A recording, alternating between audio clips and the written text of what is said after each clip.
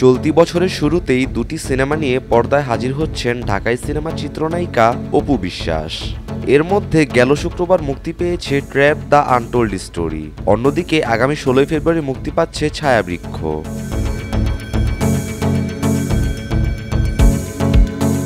এক মাসেই নিজের দুটি সিনেমা মুক্তিতে বেশ উচ্ছ্বসিত এই চিত্রনায়িকা। অতীতের কথা স্মরণ করে অপু বিশ্বাস বলেন, একটা সময় একই ঈদে আমার 5টি সিনেমা মুক্তি পেয়েছে। কাজ শুরুর পর থেকে মাসে 2-3টা সিনেমা মুক্তি পেত।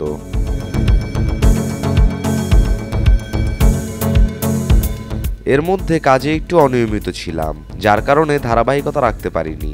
সেই বিরতি কাটিয়ে কাজে নিয়মিত হয়েছি। এখন দম ফেলার সময় পাচ্ছি না।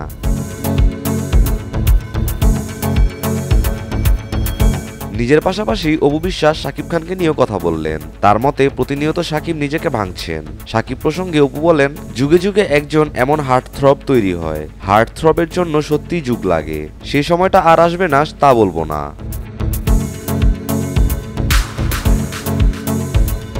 এ সময় অপু বিশ্বাস তার সমালোচনাকারীদের বিষয়েও কথা বলেন। তার ভাষ্য, যাদের কাজ নেই তারাই আমাকে নিয়ে সমালোচনা করেন। এটা তাদের মধ্যেই সীমাবদ্ধ।